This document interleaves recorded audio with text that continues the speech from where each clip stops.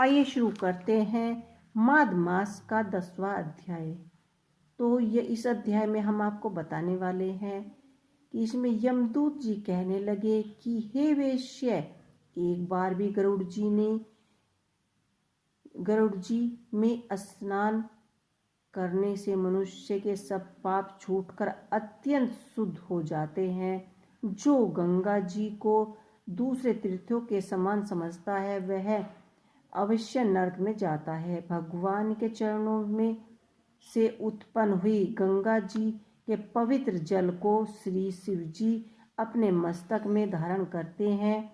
वह ब्रह्मा जी संदेह रहित प्रकृति से अलग और निपुण है। ब्रह्मांड में उसकी समानता जिस किसी से हो सकती है। गंगा जी का नाम हजारों योजन दूर से ही लेने वाला नरक में नहीं जाता।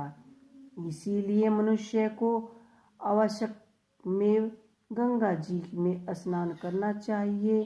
हे वेश्य, जो ब्राह्मण दान लेने का अधिकारी होकर भी दान नहीं लेता वह आकाश के नक्षत्रों में चंद्रमा के समान है।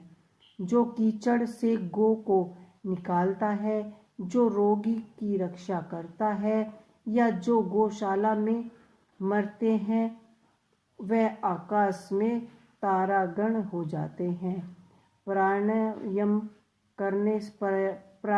करने से वाले मनुष्य सदैव उत्तम गति को प्राप्त होते हैं। प्राप्त समय स्नान के पश्चात जो 16 प्राणायाम करता है वह घोर पापों से बच जाता है। जो पराई स्त्री को माता समान मानते हैं वे यम की यातना को नहीं भोगते। जो मन से कभी भी पर स्त्री पर चिंतन नहीं करता वह दोनों लोगों को अपने अधिकार करता है। जो पराये धन को मिट्टी के समान समझता है वह स्वर्ग में जाता है। जिसके क्रोध को जीत लिया मानो उसने स्वर्ग को ही जीत लिया। जो माता पिता को सदैव देवी देवता अतुल्य करता है वह यमद्वार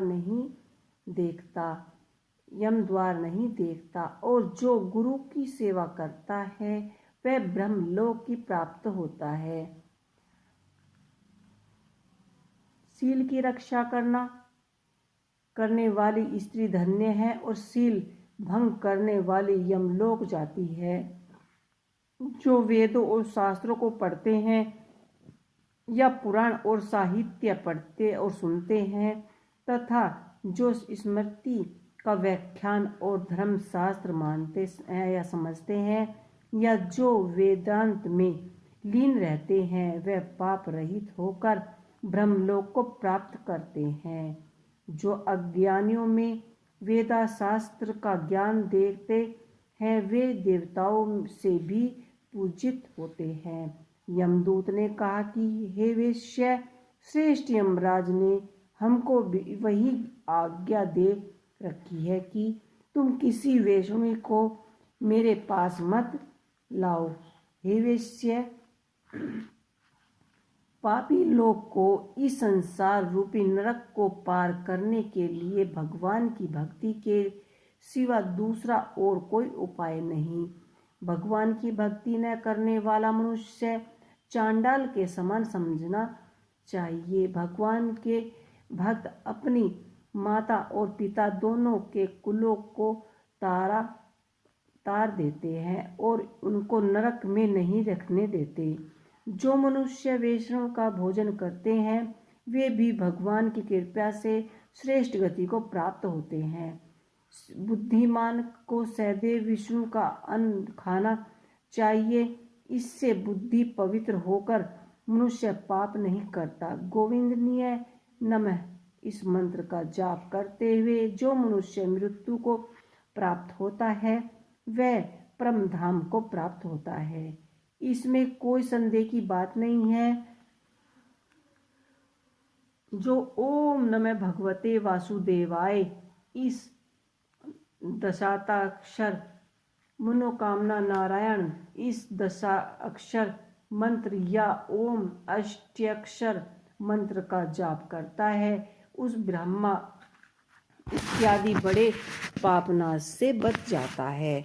तो ये थी हमारी माघ मास के 10वें अध्याय की कहानी।